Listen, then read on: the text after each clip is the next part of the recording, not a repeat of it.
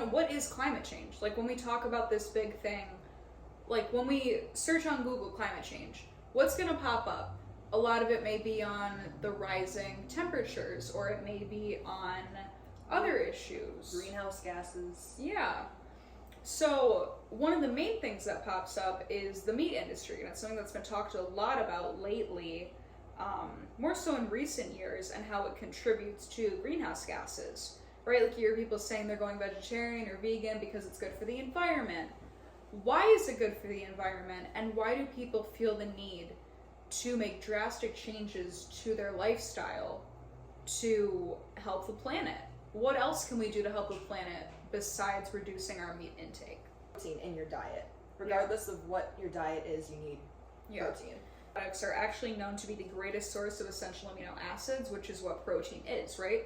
There's essential amino acids and non-essential amino acids. It's always going to provide those essential amino acids that you need. A study conducted actually found that meat products are known to be the greatest source of essential amino acids, including branched chain amino acids, which were delivered mainly by meat and meat products, and were also the most important source for essential amino acids.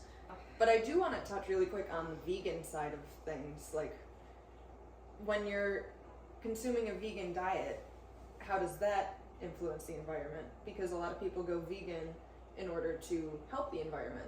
Yeah. But if you're missing out on a lot of the things that meat gives you, you have to find them in other forms. Yeah. And then you have to go maybe to a synthetic product, which a lot of the times those aren't produced in the most ethical or cleanest ways. So there's actually studies that have been done on that. One in 2019 found that going entirely vegetarian for the rest of your life means you reduce your emissions by about 2%. So out of the 100% of emissions that you are omitting, that's in only 2% by cutting out meat.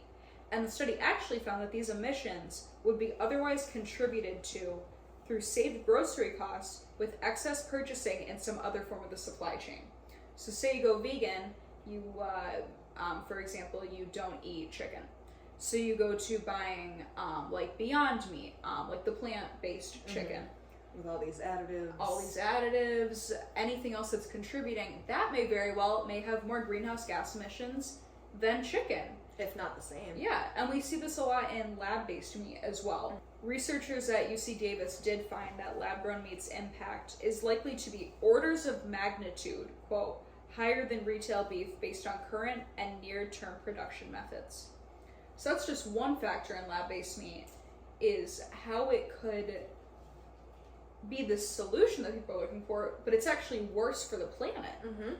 And you're not getting those essential amino acids that you need from meat. If you're going to consume meat, you'd want to get it from a reliable source. You'd want to get it somewhere ideally local, somewhere that's not mass producing their meat, not treating it with anything that you don't need. Yeah, and I think that's the big issue of it is so corporatized now, because our population, and this is something I want to touch upon too, is that our population has skyrocketed.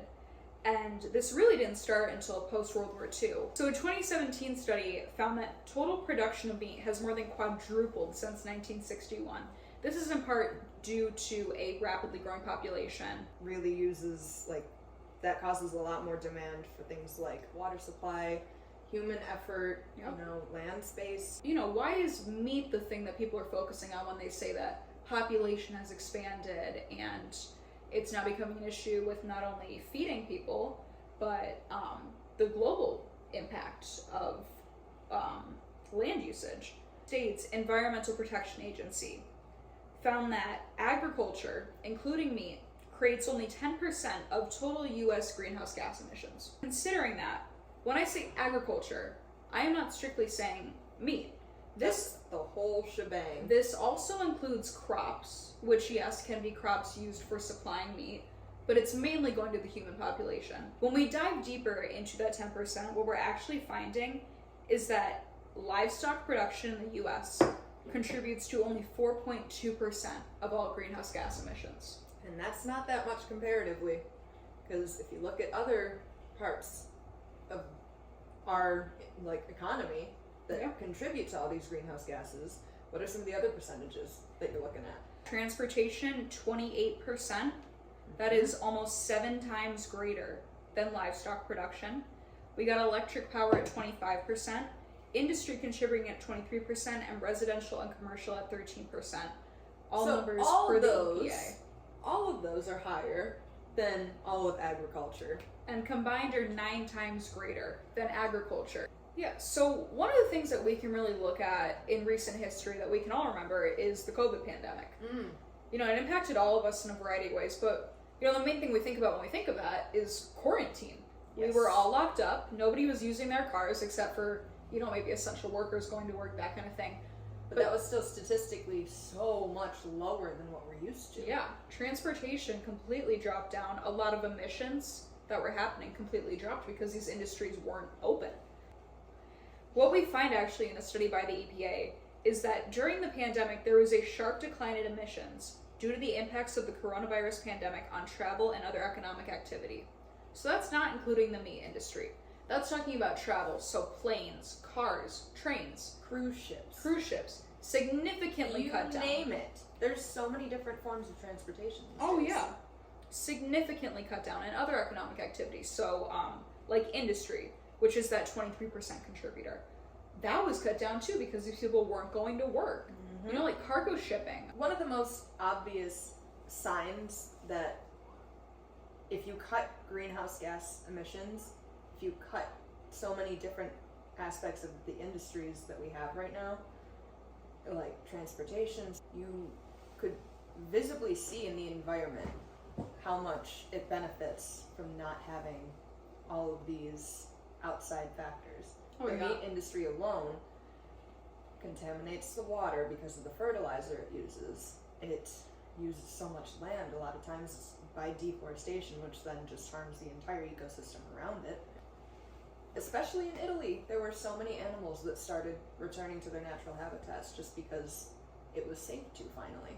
No, but I mean, it was the first time that they saw dolphins in the Venice Canal. So I guess we're not just seeing only an impact on, you know, beef production, pork, chicken, but also just the natural eco state. What can we do to kind of replicate those situations? What can we do to kind of bring back that natural state? I think one of the biggest things is transportation. I'm sure the reason there were a lot more dolphins in the Venice Canal is there were less ships. Yes, there were so many different ports were just completely empty. Yeah. Well, we're also just in that growing state of urbanization, modernization, consumerism. You know, We're it's still in an industrial age, unfortunately, that Yeah. is using so much of the environment to the point that we can't replenish what we're using fast enough. Yeah. So we could even talk about something like Amazon, right? When you order more than 2 items, right? You get the option. Ship in the same box, save shipping costs. So we can kind of look at that and think, well, what kind of decisions can we start making? What kind of mandates can we start using to How can really we hold ourselves accountable for yeah, this? really regulate this? Even though it's not necessarily our thing to hold ourselves accountable for. Yeah. One of the things we can kind of look at with that is the meat industry is very much so consumer based. It's individual based. When you read an article saying stop eating meat for the planet, it'll make it better. That really falls on the individual person to go to the store, say, you know what, maybe I won't buy this steak, consume another form of protein, maybe we'll have beans. Which it should always be up to the consumer what Yeah. they are consuming. But unfortunately, we don't have a lot of options. Yeah. So if you're looking for the best option, sometimes it doesn't even exist. Yeah. And I think the main thing that we can really focus on with this is that is consumer choice. It's individual choice. It's you stop buying meat because it hurts the environment. But what we don't consider here is electric power. And then think about what that's regulated by, right? Like the meat industry is regulated by the USDA, the FDA, the EPA. Electricity isn't really that regulated. How can we shift the focus from the meat industry's emissions down to anyone else that has any more emissions than the meat industry? Yeah. What kind of government regulations can we look for that would really help with this point of ultimately reducing other main contributors of greenhouse gases besides meat? Because I'm not saying meat doesn't play a part, What I am saying is that there are a lot bigger contributors that nobody focuses on because they are focused at a much more macro scale. One of the things that we could try to think of, maybe tax cuts, using solar power, tax cuts for reducing their emissions and being audited and seeing that their emissions are steadily decreasing. For doing whatever they can, no matter how big or small it is. Yeah. The problem is that no one's doing anything and it's being held, we are the ones being held reliable. Yeah. It doesn't make sense. Yeah, I mean, you go to the grocery store, how many times do you bring your little reusable produce bag? Constantly. Meanwhile, I bring garbage bags on a Yeah. hike to pick up garbage from state parks. Meanwhile, Taylor Swift is flying on a private jet, 30 minutes between places. The question here really is, how is this fair? And how is it our fault? Yeah. How is it your fault that, you know, environmental destruction is occurring at a rapid rate due to these greenhouse gas emissions, and you have to go out of your way to grab plastic bags, bring reusable produce bags, make sure you're recycling properly when half of it doesn't even get used. Mm-hmm. We have so much of the onus falling upon us, and yet we see these large corporations doing nothing and making it worse.